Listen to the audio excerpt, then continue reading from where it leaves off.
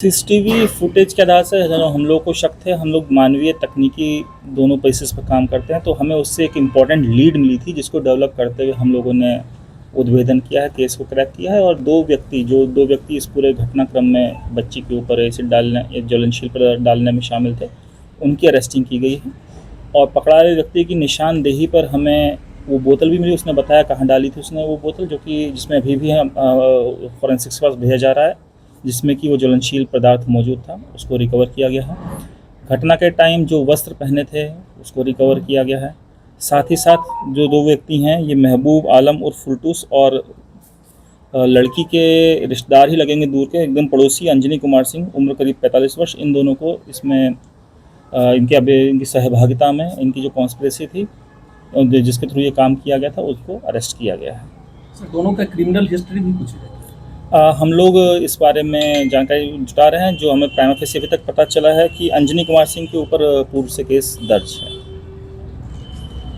Sir, Anjani जो ये काम करवाया है फुलटूस से, तो क्या इसके एवज में कोई मतलब सुपारी वगैरह या इस तरह का? देखिए, सुपारी तो नहीं है। ये जो फुलटूस था ये अंजनी के संपर्क में पहले से था, और पूछताछ के दौरान पता चली है कि पूर्व में उसको कुछ पैसों की जरूरत पड़ी थी जो कि अंजनी के द्वारा दिए गए थे।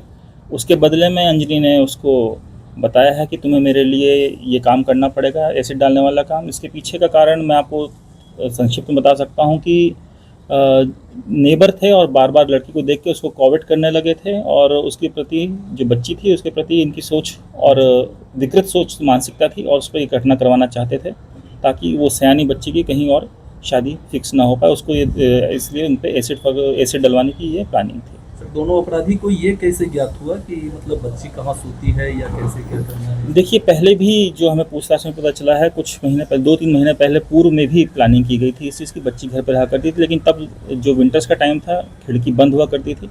और इसमें मुख्य बात ये भी है कि उस खिड़की तक पहुंचने का रास्ता अंजनी सिंह के घर से अहाते से होकर के जाया जाता है, जो कि संलिप्तता की तरफ दिखाता है।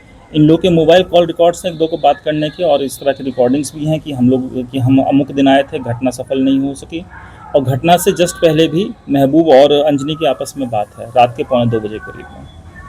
सर, ऐसी चर्चा है कि अंजनी सिंह के घर पे अड्डेबाजी होती है, मतलब तमाम तरह के लड़के जो बैड एलिमेंट्स हैं समाज के, उनका बैठना उठना होता है और वहाँ पार्टी वगैरह होती है। देखिए, अभी तो हमने इस केस का उद्भेदन किया है, इससे जुड़े हुए जो भी तार हैं और उद्भेदन में हम लोग और सबूत इकट्ठा कर रहे हैं। उसके बेसिस पे हमें जो भी चीज़ सामने आएंगी हम उस पर विधि सम्मत कार्रवाई करेंगे।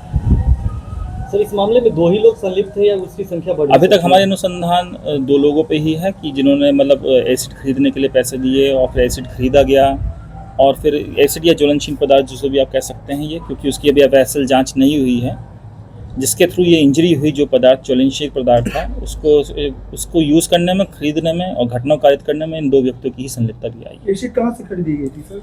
जो अभी हमारा अनुसंधान चल रहा है, जो जानकारी मिली है कि पैसे दिए गए थे अंजनी के द्वारा, और प्लम्बिंग का काम करते थे, तो मार्केट एक दुकान से ये लोग उस टाइम पहले लिए थे, जो कि अभी अनुसंधान में स्पष्ट हो जाएगा। रिपब्लिकन न्यूज के साथ जुड़ने के लिए सब्सक्राइब बटन दबाकर चैनल को सब्सक्राइब करें। नोटिफिकेशन प्राप्त करने के लिए यहाँ बेल को दबाएं।